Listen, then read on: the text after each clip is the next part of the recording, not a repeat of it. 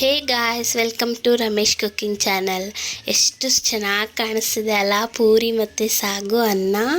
ಹಾಗೆ ಮಾಡೋದು ಅಷ್ಟೇ ತುಂಬಾ ಈಸಿ, ತಿನ್ನೋಕ್ಕೆ ಸಕ್ಕತ್ತಾಗಿರುತ್ತೆ. ಹೋಟೆಲಲ್ಲೆಲ್ಲ ಹೋಗಿ ತಿನ್ನೋದು ತುಂಬಾ ಆರೋಗ್ಯಕ್ಕೆ ತೊಂದರೆ ಆಗುತ್ತೆ. ಸಿಂಪಲ್ಲಾಗಿ ಮನೆಯಲ್ಲೇ ಮಾಡ್ಕೊಂಡು ತಿನ್ನೋದು ಹೇಗೆ ಅಂತ ಹೇಳ್ಕೊಂಡ್ಕೊಡ್ತೀನಿ.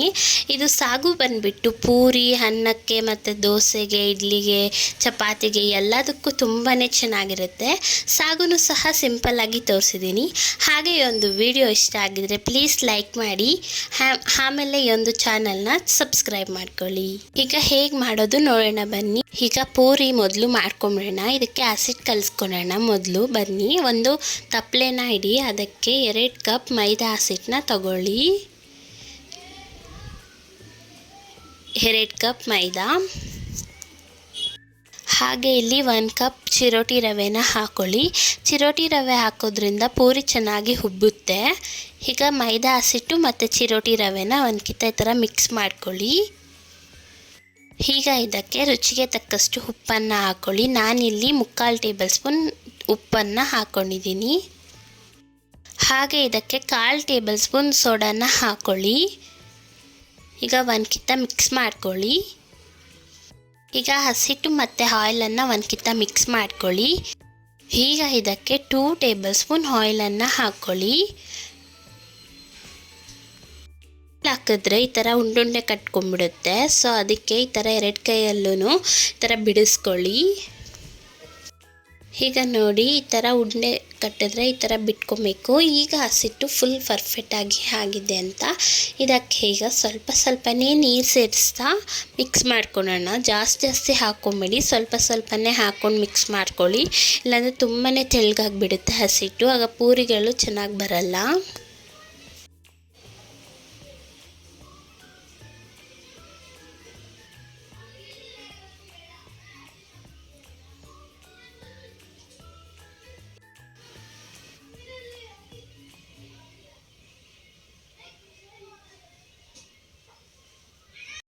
ಈಗ ನೋಡಿ, ಹಸಿಟ್ಟು ಈ ಥರ ಬಂದಾಗ ಉಂಡುಂಡೆ ಕಟ್ ಹಾಕಿ ಒಂದು ಸ್ವಲ್ಪ.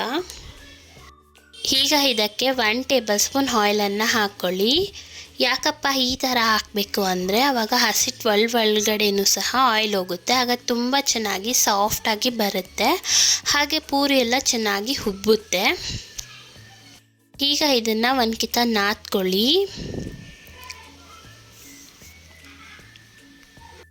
ನೋಡಿ, ಈ ಒಂದು ಹದಕ್ಕೆ ಬಂದರೆ ಸಾಕು ಹಸಿಟ್ಟು, ಇದು ಪರ್ಫೆಕ್ಟಾಗಿ ಆಗಿದೆ ಅಂತ. ಈಗ ಇದಕ್ಕೆ 1 ಟೇಬಲ್ ಸ್ಪೂನ್ ಆಯಿಲನ್ನು ಹಾಕ್ಕೊಂಡು ಈ ಥರ ಸವರ್ಕೊಳ್ಳಿ. ಈಗ ಇದನ್ನು ಒಂದು ಪ್ಲಾಸ್ಟಿಕ್ ಕವರ್ಗೆ ಹಾಕಿ 30 ನಿಮಿಷಗಳ ಕಾಲ ಬಿಟ್ಬಿಡಿ ನೆನೆಯೋಕ್ಕೆ. ಆಗ ಪೂರಿ ಅನ್ನೋದು ತುಂಬ ಚೆನ್ನಾಗಿ ಆಗುತ್ತೆ. ನಾವು ಮೈದಾ ಜೊತೆ ಚಿರೋಟಿ ರವೆ ಹಾಕೋದ್ರಿಂದ ಪೂರಿಗಳು ತುಂಬ ಚೆನ್ನಾಗಿ ಉಬ್ಬುತ್ತೆ ಮತ್ತು ಇನ್ನೊಂದು ಎಟ್ಟೊಡಿಯಲ್ಲ. ಈಗ ನೋಡಿ, ಅರ್ಧ ಅವರ್ ಆಗಿದೆ.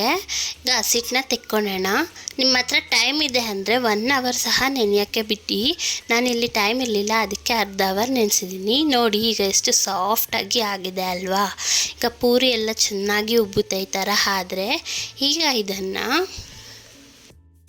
ಈ ಥರ ಉಂಡುಂಡೆ ಕಟ್ಕೊಳ್ಳಿ. ನಿಮಗೆ ಯಾವ ಸೈಜ್ ಬೇಕೋ ಆ ಒಂದು ಸೈಜಲ್ಲಿ ಎಲ್ಲನೂ ಕಟ್ಕೊಳ್ಳಿ.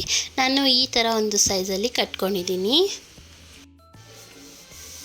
ಈಗ ನೋಡಿ, ಈ ಒಂದು ಸೈಜಲ್ಲಿ ಹಸಿಟ್ಟನ್ನ ತಗೊಂಡಿದ್ದೀನಿ. ಈಗ ಇದನ್ನು ಕೈಯಲ್ಲಿ ಈ ಥರ ಮಾಡ್ಕೊಳ್ಳಿ.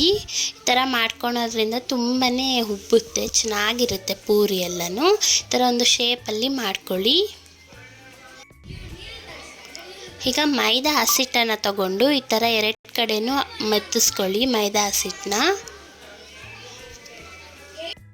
ಈಗ ಇದನ್ನು ತೀಡ್ಕೊಳ್ಳಿ, ರೌಂಡ್ ಶೇಪಲ್ಲಿ ತೀಡ್ಕೊಳ್ಳಿ. ನಿಮಗೆ ಯಾವ ಶೇಪ್ ಬರುತ್ತೋ ಅದೇ ಥರನೇ ತೀಡ್ಕೊಳ್ಳಿ. ನೋಡಿ, ಹಾಗಾಗಿ ಈ ಥರ ಹಸಿಟ್ಟನ್ನು ಹಾಕ್ಕೊಂಡು ತೀಡ್ಕೊಳ್ಳಿ, ಆಗ ನಿಮಗೆ ಕೆಳಗಡೆ ಎಲ್ಲ ಕಚ್ಕೊಳಲ್ಲ.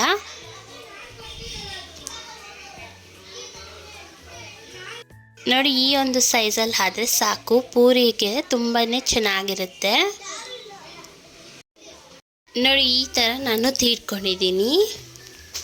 ಈಗ ಒಂದು ಪ್ಯಾನ್ಗೆ ಎಣ್ಣೆನ ಹಾಕ್ಕೊಳ್ಳಿ. ಇಲ್ಲಿ ಎಣ್ಣೆ ಕಾಯೋದಕ್ಕೆ ಬಿಟ್ಟಿದ್ದೀನಿ. ಈಗ ಎಣ್ಣೆ ಎಲ್ಲ ಚೆನ್ನಾಗಿ ಕಾದಿದೆ. ಇದಕ್ಕೆ ಈಗ ನಾವು ಮಾಡಿಟ್ಕೊಂಡಿರೋಂತಹ ಪೂರಿನ ಹಾಕ್ಕೊಳ್ಳೋಣ. ಪೂರಿ ಹಾಕ್ಕೊಂಡು ಜಾಲರದಲ್ಲಿ ಈ ಥರ ಪ್ರೆಸ್ ಮಾಡ್ಕೊತಾ ಇರಿ. ಆಗ ಚೆನ್ನಾಗಿ ಪೂರಿ ಉಬ್ಬುತ್ತೆ ನೋಡಿ. ಈ ಥರ ಪ್ರೆಸ್ ಮಾಡ್ಕೊತಾ ಹೋಗಿ.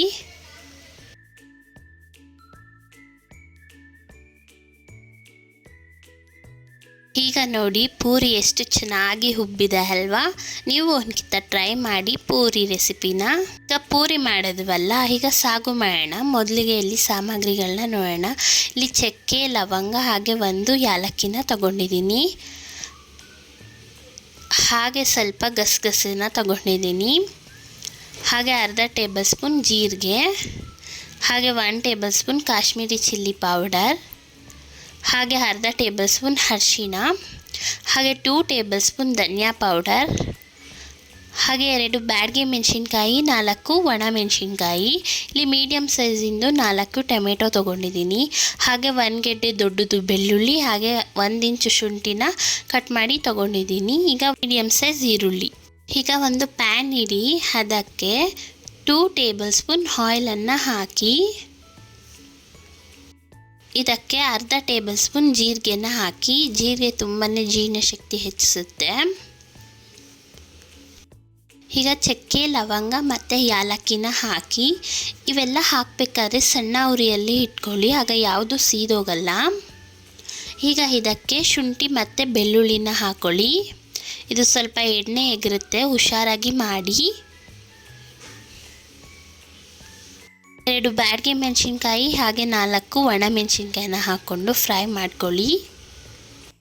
ಇದು 1 ನಿಮಿಷ ಫ್ರೈ ಮಾಡ್ಕೊಂಡಿದ್ಮೇಲೆ ಮೀಡಿಯಮ್ ಸೈಜ್ 4 ಈರುಳ್ಳಿನ ಹಾಕ್ಕೊಳ್ಳಿ, ಸಣ್ಣ ಕಟ್ ಮಾಡ್ಕೊಳ್ಳಿ. ಇದನ್ನು ಈಗ ಬ್ರೌನ್ ಶೇಡ್ ಬರೋ ಹಾಗೆ ಫ್ರೈ ಮಾಡ್ಕೊಳ್ಳಿ. ಹಾಗೆ ಈಗ ಉರಿನ ದಪ್ಪ ಇಟ್ಕೊಳ್ಳಿ, ಈಗ ಯಾವುದೇ ಥರ ಸೀದೋಗಲ್ಲ. ಈಗ ನೋಡಿ ಈರುಳ್ಳಿ ಎಲ್ಲ ಲೈಟಾಗಿ ಬ್ರೌನ್ ಶೇಡ್ ಬಂದಿದೆ. ಈಗ ನಾವು ಟೊಮೆಟೊನ ಹಾಕೊಳ್ಳೋಣ. ಇಲ್ಲಿ ನಾನು ಮೀಡಿಯಮ್ ಸೈಜು 4 ಟೊಮೆಟೊನ ಹಾಕ್ಕೊತೀನಿ. ಇದನ್ನು ಸಹ ಫ್ರೈ ಮಾಡ್ಕೊಳ್ಳಿ. ಆಯಿಲೆಲ್ಲ ಬಿಡೋ ಹಾಗೆ ಫ್ರೈ ಮಾಡ್ಕೊಳ್ಳಿ. ಈಗ ನೋಡಿ ಟೊಮೆಟೊನೂ ಸಹ ಬೆಂದಿದೆ. ಈಗ ಇದಕ್ಕೆ ಅರ್ಧ ಟೇಬಲ್ ಸ್ಪೂನ್ ಅರಿಶಿಣನ ಹಾಕ್ಕೊಳ್ಳಿ. ಈಗ ಅದಕ್ಕೆ 2 ಟೇಬಲ್ ಸ್ಪೂನ್ ಧನಿಯಾ ಪೌಡರ್, ಹಾಗೆ 1 table spoon Kashmiri chilli powder. ಈಗ ಮಿಕ್ಸ್ ಮಾಡ್ಕೊಳ್ಳಿ. 1-2 ನಿಮಿಷ ಮಿಕ್ಸ್ ಮಾಡ್ಕೊತಾ ಹೋಗಿ. 2 ನಿಮಿಷ ಫ್ರೈ ಮಾಡ್ಕೊಂಡಿದ್ದಾದಮೇಲೆ ಈಗ ಸ್ಟವನ್ನು ಆಫ್ ಮಾಡಿ 10 ನಿಮಿಷ ಆರಕ್ಕೆ ಬಿಡಿ. ಈಗ ಒಂದು ಮಿಕ್ಸಿ ಜಾರ್ನ ತಗೊಳ್ಳಿ. ಅದಕ್ಕೆ ನಾವು ಮಾಡಿಟ್ಕೊಂಡಿರೋಂಥ ಮಸಾಲೆನ ಹಾಕೊಳ್ಳೋಣ. ಇದನ್ನು ನುಣ್ಣಗೆ ಗ್ರೈಂಡ್ ಮಾಡ್ಕೊಂಡು ಬನ್ನಿ. ಇದಕ್ಕೆ ಸ್ವಲ್ಪ ನೀರು ಹಾಕ್ಕೊಂಡು ನುಣ್ಣಗೆ ಗ್ರೈಂಡ್ ಮಾಡ್ಕೊಂಡು ಬನ್ನಿ. ಈಗ ನೋಡಿ ಇಷ್ಟು ನುಣ್ಣಗೆ ಮಿಕ್ಸ್ ಮಾಡ್ಕೊಳ್ಳಿ, ಆಗ ತುಂಬಾ ಚೆನ್ನಾಗಿರುತ್ತೆ. ಸಾಗು ಅನ್ನೋದು ತುಂಬಾ ಟೇಸ್ಟಿಯಾಗಿ ಬರುತ್ತೆ. ಈಗ ಯಾವ ತರಕಾರಿ ಬೇಕು ಅಂತ ನೋಡೋಣ. ಇಲ್ಲಿ ನಾನು 1.5 ಕಪ್ಪು ಹಸಿ ಬಟಾಣಿನ ತಗೊಂಡಿದ್ದೀನಿ. ಹಾಗೆ 1 ಕಪ್ ಆಲೂಗಡ್ಡೆ, ಹಾಗೆ 1 ಕಪ್ ಗೆಡ್ಡೆಕೋಸು, ಹಾಗೆ 1 ಕಪ್ ಕ್ಯಾರೆಟ್, ಹಾಗೆ 1 ಕಪ್ ಹುರುಳಿಕಾಯಿ. ಈಗ ಒಂದು ಕುಕ್ಕರನ್ನು ತಗೊಂಡು ಅದಕ್ಕೆ 2 ಟೇಬಲ್ ಸ್ಪೂನ್ ಆಯಿಲನ್ನು ಹಾಕ್ಕೊಳ್ಳಿ. ಎಣ್ಣೆ ಕಾದಿದ ನಂತರ ಅರ್ಧ ಟೇಬಲ್ ಸ್ಪೂನ್ ಸಾಸಿವೆನ ಹಾಕ್ಕೊಳ್ಳಿ. ಸಾಸಿವೆ ಚೆನ್ನಾಗಿ ಚಟಪಟ ಅನ್ನಲಿ. ಈಗ ಇದಕ್ಕೆ 10ರಿಂದ 15 ಕರಿಬೇವಿನ ಸೊಪ್ಪಿನ ಎಲೆನ ಹಾಕೊಳ್ಳೋಣ. ಈಗ ಒಂದ್ಕಿತ ಫ್ರೈ ಮಾಡ್ಕೊಳ್ಳಿ. ಈಗ ಮೊದಲಿಗೆ 1.5 ಕಪ್ ಬಟಾಣಿನ ಹಾಕ್ಕೊಳ್ಳಿ. ಈಗ ಇದಕ್ಕೆ 1 ಕಪ್ ಹುರುಳಿಕಾಯಿನ ಹಾಕ್ಕೊಳ್ಳಿ, ಹಾಗೆ 1 ಕಪ್ ಕ್ಯಾರೆಟ್, ಹಾಗೆ 1 ಕಪ್ ಆಲೂಗಡ್ಡೆ, ಹಾಗೆ 1 ಕಪ್ ಗೆಡ್ಡೆಕೋಸನ್ನ ಹಾಕ್ಕೊಂಡು ಮಿಕ್ಸ್ ಮಾಡ್ಕೊಳ್ಳಿ ಆಯಿಲಲ್ಲೇ. 2 ನಿಮಿಷ ಆಯಿಲಲ್ಲೇ ಮಿಕ್ಸ್ ಮಾಡ್ಕೊಂಡಿದ ಮೇಲೆ ಇದಕ್ಕೆ ಅರ್ಧ ಟೇಬಲ್ ಸ್ಪೂನ್ ಉಪ್ಪನ್ನು ಹಾಕ್ಕೊಳ್ಳಿ. ಈಗ ಇದಕ್ಕೆ ನಾವು ಟೀ ಗ್ಲಾಸಷ್ಟು ನೀರನ್ನು ಹಾಕ್ಕೊಬೇಕು. ಕುಕ್ಕರನ್ನು ಕ್ಲೋಸ್ ಮಾಡಿಕೊಂಡು 2ರಿಂದ 3 ವಿಸಿಲ್ ಕೂಗಿಸ್ಕೊಳ್ಳಿ. ಈಗ 3 ವಿಸಿಲ್ ಕೂಗಿಸ್ಕೊಂಡೆ. ಈಗ ಕುಕ್ಕರನ್ನು ಬಿಚ್ಚೋಣ. ಈಗ ನೋಡಿ ತರಕಾರಿ ಎಲ್ಲ ಚೆನ್ನಾಗಿ ಬೆಂದಿದೆ. ಈಗ ಬೆಂದಿರುವ ತರಕಾರಿಗೆ ನಾವು ಮಾಡಿಟ್ಕೊಂಡಿರುವಂತಹ ಮಸಾಲೆನ ಹಾಕ್ಕೊಳ್ಳೋಣ. ಮಸಾಲೆ ಹಾಕ್ಕೊಂಡು ನೋಡಿಕೊಂಡು ನೀರು ಹಾಕ್ಕೊಳ್ಳಿ, ಯಾಕಂದರೆ ಸಾಗು ಅಂದಮೇಲೆ ಗಟ್ಟಿನೇ ಇರಬೇಕು. ಅದಕ್ಕೆ ನೋಡಿಕೊಂಡು ನೀರನ್ನು ಹಾಕ್ಕೊಳ್ಳಿ. ಈಗ ಇದಕ್ಕೆ ರುಚಿಗೆ ತಕ್ಕಷ್ಟು ಉಪ್ಪನ್ನು ಸೇರಿಸ್ಕೊಳ್ಳಿ. ಉಪ್ಪು ಹಾಕ್ಕೊಂಡು ಮಿಕ್ಸ್ ಮಾಡ್ಕೊಳ್ಳಿ. ಇದನ್ನು ಈಗ 3 ನಿಮಿಷ ಕುದಿಯೋಕ್ಕೆ ಬಿಡಿ. ಈಗ ನೋಡಿ, ಇದು ತುಂಬ ಚೆನ್ನಾಗಿ ಕುದೀತಿದೆ. ಈಗ ಸ್ಟವನ್ನು ಆಫ್ ಮಾಡ್ಕೊಳ್ಳಿ.